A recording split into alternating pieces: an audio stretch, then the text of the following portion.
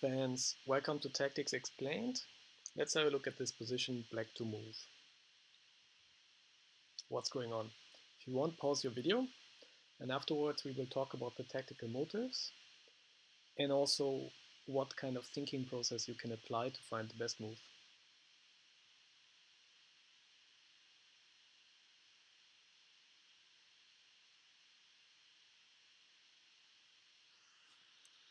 Okay, so what motives are in this position? First, the king is kind of weak, and it looks like there are some motives where the queen and the rook together can give a mate here. So maybe we even start with this mate. Rook takes. Well, now can we play queen takes? Not really. But this brings us to the second motive. We can maybe give a check here and attack the queen and the king. So what happens here? Unfortunately, white has, white is in check. White can play c4, blocking the attack on the king for a moment. And now, what can we do? We are attacking both the rook and the queen, so if we take the queen, rook takes, and we are material down, so that's not good. White is winning here. And the other way around, if we give a check here, it doesn't change much. We are still material down. Okay, so what did we do here? We started just with the very first motive that we saw. The king is kind of weak. Let's play the move and calculate what happens. This is how you go about these sort of positions. And as we did, we realized there's a second motive. So now, let's start over. Rook e1 doesn't work, so we have already produced some result. So what about this double attack here? At the moment, if I played the bishop here, the rook is still blocking the way. So at the same time, this rook is also protecting the square. So let's move the rook out of the way and block the square. Let's just try. Okay, what happens? So if black was to move again, black could now move the bishop here and attack the king and win the queen. That's amazing. But what can white do? White can just take the rook and protect the square here, so we don't have this double attack anymore. And we just lost the rook. So that doesn't work. Okay, so let's circle back. By just quickly looking at the tactical motives and making a move, we have identified a second tactical motive. And now we have two motives. The potential attack here and the double attack on king and queen. And we have seen that rook b2 doesn't work, and we have seen that rook e1 doesn't work. So another technique that is very, very common now to proceed is to just go through your variations that you have calculated and make a move as a candidate move that you have done in one of the variations. So one of the variations we moved bishop b5, so let's just do it. Don't be afraid to just make moves in your head and see what happens. Now if you make that move, ask yourself, what am I threatening? If I was to move again, what am I threatening? So if I was to move again, obviously I could win the queen. But also, I'm threatening now rook e1 with a double attack, because the rook would give check and the bishop would give check. So I'm actually threatening mate. So, okay. There's really one way that white can play to prevent this, and this is queen takes b5. So again, we just made a move and we realized, okay, there is only one move, because if the queen moves away, there's mate.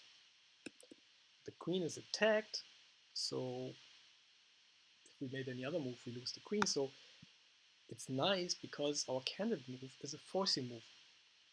Okay, so we just lost a bishop. Did we win anything here? Well, now we can start thinking again. Okay, and if you don't know what to move, make a move that you've made before. Again, don't be afraid. We have made rook e1 before. Check. That's a check, and that's a move we made before, so that's always good. What's the only move that white can play here? Rook takes. And now we see, oh my god, we have queen takes queen, check with a double attack on the knight. So if the king moves, we have material up, and we have found the winning combination.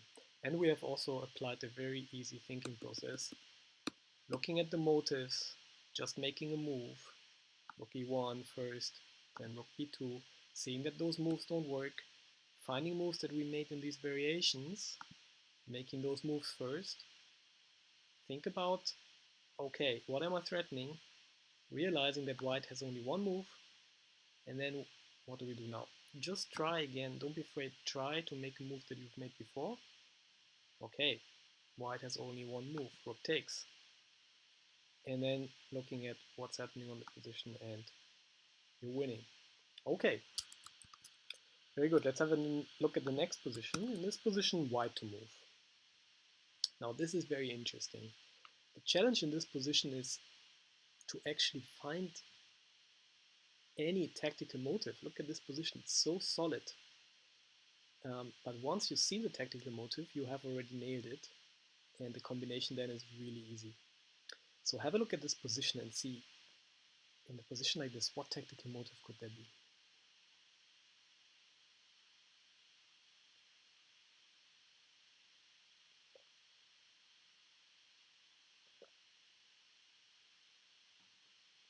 Okay, so I hope you have paused your video, because otherwise the time would probably be a bit too little. So, why to move? When we look for tactical opportunities, we look for a few things. First is king safety, and what pieces are available to attack. Okay, so we realize there's not really a king attack in this position. Okay, so we move on. Next thing we look for is, are there any loose pieces? Pieces that are not protected by other pieces. So this knight is protected by the queen and the bishop. This bishop is protected. They are all very coordinating. So we look for coordination of pieces. So they coordinate if they kind of protect each other. The rook is protecting the queen is protecting the knight is protecting the rook is protecting the rook. It's a nice circle, right? This is called coordination. Okay, so there's not really a loose piece. That's sad, because very often tactical opportunities are linked to this. Okay, next thing we look for is any pins. Okay, so is there any pin? Maybe there's a pin here, maybe the bishop is pinned, but not really. There is a lot of pieces in between.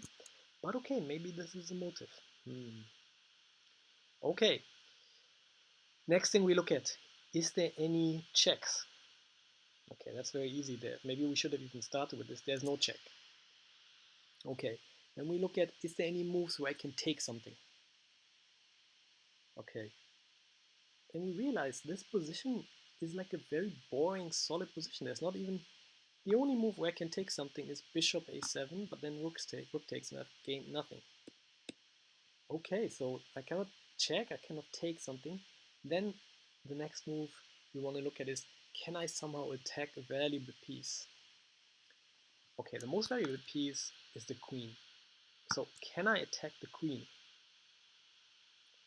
Okay, I can move the knight here, but then I will gloriously lose it. Okay, so this doesn't lead to anywhere. Okay, so but one thing that we can look at, okay, I'm attacking the queen, and now, okay, the pawn can take it. And one thinking process that you can apply is, okay, the pawn can take it, but can I somehow make it work? Can I somehow distract this pawn from its job of taking and make this variation work? Making the variation work is an important technique in calculating tactics. Okay, so, but in this position, you can see, even if I could distract the pawn, there's still the knight to take the knight, the bishop to take the knight, and another knight to take the knight. So I would have to distract all of those pieces, and I can't. So, okay, we really can exclude this move. Can I attack the queens anywhere else? Okay. Now it becomes interesting. Can you see how you might be able to attack the queen. Okay, you can attack the queen with the bishop if this pawn was not here. And this notion of if this pawn was not here is called combinational vision. Okay, so combinational vision, if you read about this in books, you might wonder, what the hell is this? It's something that strong players have that I don't have, but it is actually something very concrete. Combinational vision just means, or it's also sometimes called imagination, to imagine if some feature of the position would be different, what could I do? This position here is perfect for practicing imagination and combinational vision because there's nothing going on. There's not even a candidate move. But very often, even in positions like this, there's tactics. There's tactical resources that are at your disposition. You don't have to play a quiet move and play a positional move. There are concrete moves. In fact, in this position, there is a concrete move that wins on the spot. Believe it or not. And it starts with imagination. Okay, so we checked all the checks. We checked all the loose pieces. We checked all moves where I can take something. Okay, all this didn't work. So we move to attacking an important piece. And the queen is an important piece. And if only this pawn was not here, we could move our bishop here and attack the queen. Okay, so let's wait a minute. Let's imagine for a moment this pawn was not here. And we move the bishop here. Where could the queen go? Wow, the queen could not go anywhere. If this pawn was not here, this rook would control all of those squares here, and the bishop here would control all of those squares here. There is not one single piece that black could move in between here. Imagine this pawn was not here and the bishop attacks the queen. There's no piece that could go in between. And if the bishop was here and the queen took this bishop, it could be retaken by the knight. So in fact, if this pawn was not here, we would win the queen because the queen would not have any squares. And this is the tactical resource in this position. And how do we get to this technical resource? We got to this tactical resource by imagining, okay, how could I attack the queen and what would happen if this pawn was not here? Okay, now that we are aware of this resource, we can work out how can we maybe distract this pawn. Okay, it would be great if this pawn was not there. This is very important in calculating tactics and using tactics. It would be great if, to make the variation work, so it would be great if this pawn was not there. We would make the variation bishop c5 winning the queen work if this pawn was not there. So if you haven't found the solution right away, pause your video again and see how can we move this pawn away. Okay, we can move this pawn away by attacking it. And how can we attack it? We can attack it with the knight, but then the pawn simply takes. We can attack it with this pawn, but then we would also block the square that we want to have for our bishop. So we can attack it with this pawn. And this is very nice because this pawn attacks this pawn and also attacks the knight. And it turns out both are threats. Both are serious threats. Look at this. If the pawn moves forward, we don't have bishop attacks the queen and winning the queen because the pawn is blocking the rook. That's good. But we're also attacking the knight.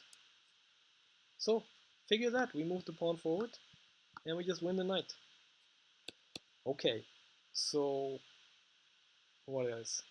If the knight moves away, say here, then we take and we are taking the queen and the knight. So we will win a piece because the queen wants to move away and we will win a piece. So black is in a pretty bad position because the only thing that's really left is taking the pawn. And now we have our killer motive here. The queen doesn't have any moves and white wins. Crazy. Who would have thought in this position e5 wins? But again, e5 is not, you might think, okay, I would have never thought of e5, strong players just have a better vision. No, strong players know the technique of, okay, how could I attack a valuable piece and what would have to change in the position so that I could do it. And then this move is very natural. Okay, and then you have to calculate the variation. So if pawn takes, right, if pawn advance, I win the knight. Okay, I can stop here. If knight moves away, I have the double attack, I win the piece. Okay, I can stop here. So if pawn takes, I'm attacking the queen cannot move. And then you have to calculate the line really well. And it turns out black has the resource, bishop attacks my queen, so that if I now take the queen, he can also take my queen. And in the end, I've even lost a pawn. And obviously, I can just take the bishop. So in the end, I have only won a piece. The queen has, by moving the bishop away, the bishop has created an escape square for the queen. But still, we have won a piece. And you know, in a practical game, maybe we don't want to exchange queens, but we could exchange the queens now and the game goes on and we are piece up. And let's be honest, if you look at this position, would you have ever thought you can win a piece forcingly? And maybe your opponent doesn't see bishop takes c4 and even gives up. Probably most of your opponents will see it, but you're winning a piece and you're even able to exchange a lot of pieces. Okay, so I hope you found this instructive. And you can use something like this in your practical game. Not the move e5, but the technique on how you would find this move. Okay, let's have a look at the next position, white to move. What's going on here? Pause your video and try to find the best move, and also how you can identify what is the best move.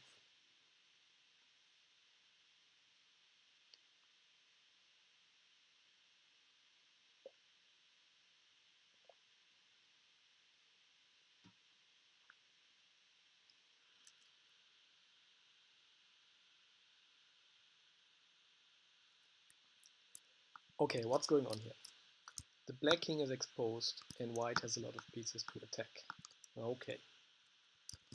But if black was to move, white also has an exposed king, and black also has a lot of pieces to attack. Lucky that white is to move.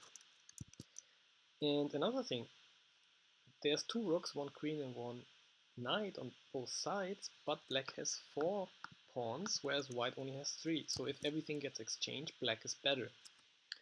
So this is important. When you want white to move, you have to understand, well, the king is very exposed and I have a lot of pieces to attack, more than black has, but it is a position where I have to attack, because if things get exchanged, I'm worse, and if black is to move, or if I don't play a forcing move, black can do some mischief, and I really have to calculate if things, if not bad things happen here.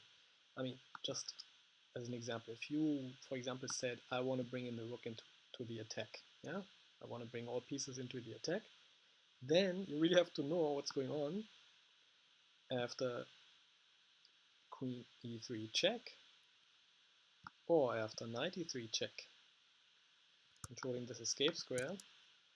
So if I move down here, I'm going mate.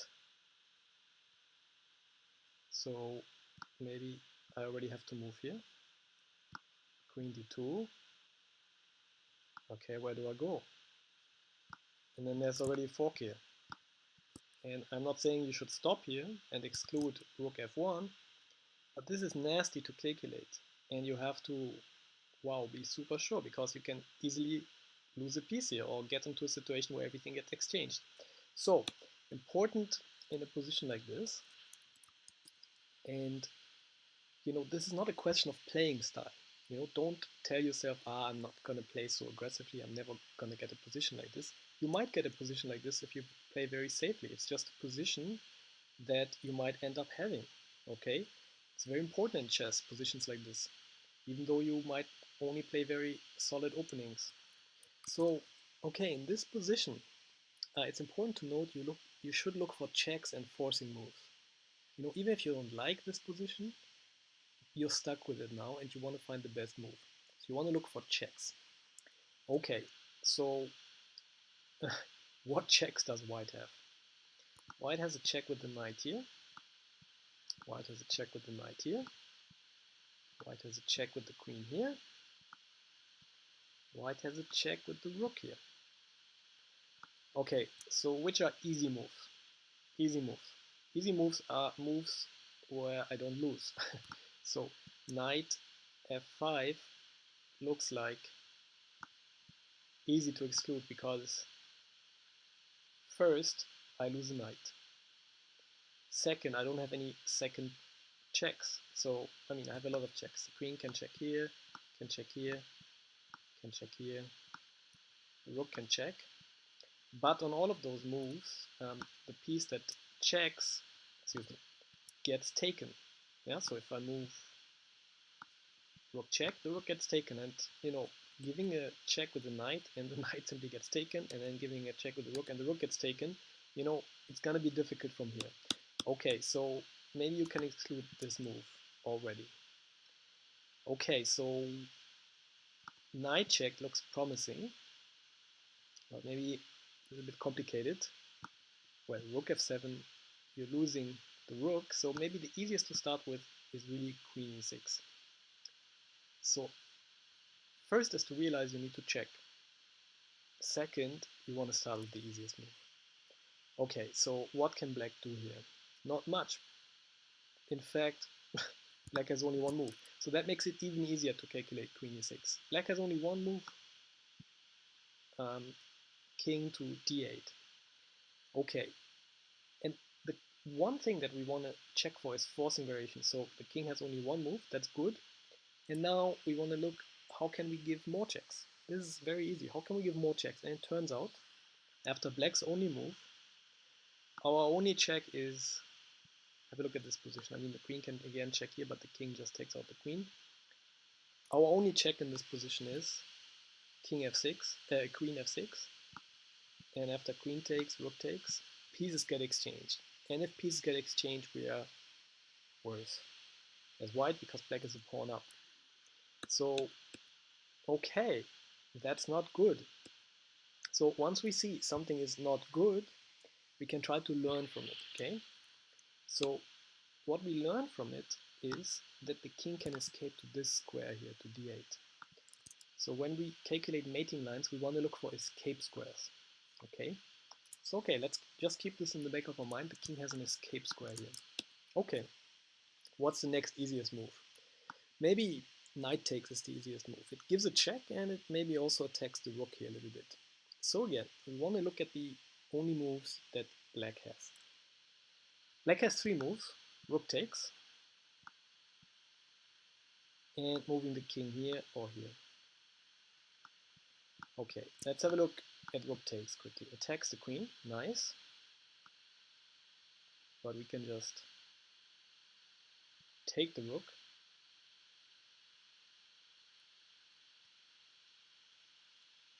And that's bad because now black has a lot of painful things. So taking the rook means we cannot give checks. And that means black is ready to attack. And if you look at this position here, a lot of pieces are hanging in the air. After queen takes, these pieces are not coordinated, so they are prone for double attack. So already queen e3 check attacks the rook and the king. Plus, if the king moves down here, the rook comes down with check. Okay, so after knight takes, rook takes, unfortunately we can exclude queen takes rook. So if there's anything in this variation, we have to look for further checks. And, well, what checks are there? Queen check, the rook takes. Rook check, the king takes. I mean, these are all crazy moves. Bottom line, there is no more checks in this position. And so we can exclude knight takes g6. It's a bad move. Okay, so we have seen queen e6. The easiest move doesn't work because there are no more checks. We've seen bishop knight takes doesn't work because there are no more checks. So, okay, what other moves do we have? We have already excluded knight check, so it looks bad. The only move we've left is rook f7. Okay, so we have learned that there's this escape square here, and one thing that's at least good about rook f7 is if the king goes to this escape square, we have a mate. Okay, so that's good. The bad thing is the king can simply take the rook. And now let's take it from here. It's a new position now. We have sacrificed the rook, but we have more checks. There's a check with the rook here. There's a check with the queen here, or with the queen here. So we have excluded all the other moves. We are left with the most difficult one, and now we have to look at 3 candidate moves. It's as easy as this. So let's have a look at another technique here. So if we play queen d7, which looks like a good move because it takes away a lot of this escape squares from the king, and it only gives the king 2 options, really. So it's easy for us to calculate. And frankly, if the king goes down here, we have rook f1, mate. I mean, mate. So after queen d7, the king really has only one option. And that's nice. We like it because it's easier to calculate. And now what checks do we have now? Again, we have rook check and queen check. And here's one thing. If we now play queen e6 check, whenever something like this comes up, it is an indication for us that in this situation here, where we can either check here, or we can check here, or we can check here, if we go here and then we see only move here and then queen e6 check, it's an indication that maybe we should have just started calculating queen e6 immediately, because the queen goes back to e6 anyways. So think about this. Once something like this comes up, you might have hit a shortcut by seeing that 2 variations are equivalent to each other. So I would now go and stop calculating queen d7, but calculating queen e6 first. Okay, but let's continue calculating queen e7, king f6, and queen e6 check. Maybe let's have a look at rook f1 in this position here, where the king can move to e5, and if queen check, the king somehow can escape to a safe square. Oh my god, that's a long variation. You see what I'm saying? How can you be sure on all of those moves that they are forcing? It's a super long variation. And don't forget, your knight is hanging. The queen is threatening nasty checks, so if the king just finds one safe square, damn, you have to be sure about the long variation. So as a consequence, I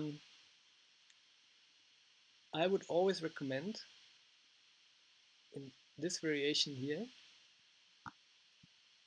instead of calculating rook f1 with this escape here, calculate easier moves first. So calculate instead queen e6. It doesn't allow access to the e5 square, and it's maybe easier to calculate. So you want to go from here. Okay, the king can only go to g7 or to g5. We like this. Only 2 moves. Okay, so let's have a look at king g5. Well, what checks do we have? We have this check here, and it turns out after king takes, we have queen g4 checkmate. So if the king moves, for example, here,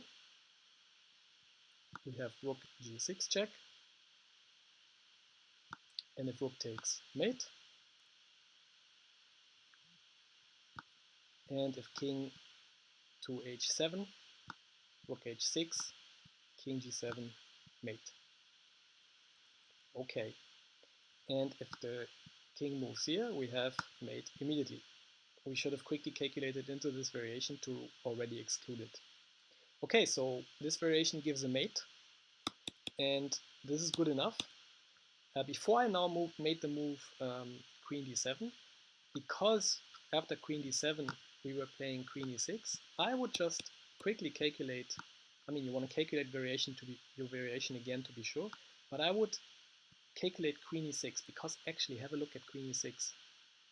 The king now only has two moves. One is here, where we have seen that rook f1 is really strong, and moving here. So in this position here, we have queen g6, and maybe a powerful attack. And if the king moves in here, we have also, in addition to this, queen e7 and a mate like this. So once you have calculated the variation that leads to mate, you want to check it, but you also want to check simpler lines and check if there's an even easier mate available there. Okay, I hope you learned a lot. If you like this video, click subscribe so YouTube sends you an update once new videos are available. And I hope these examples will improve your practical chess. Thanks a lot for watching and see you next time.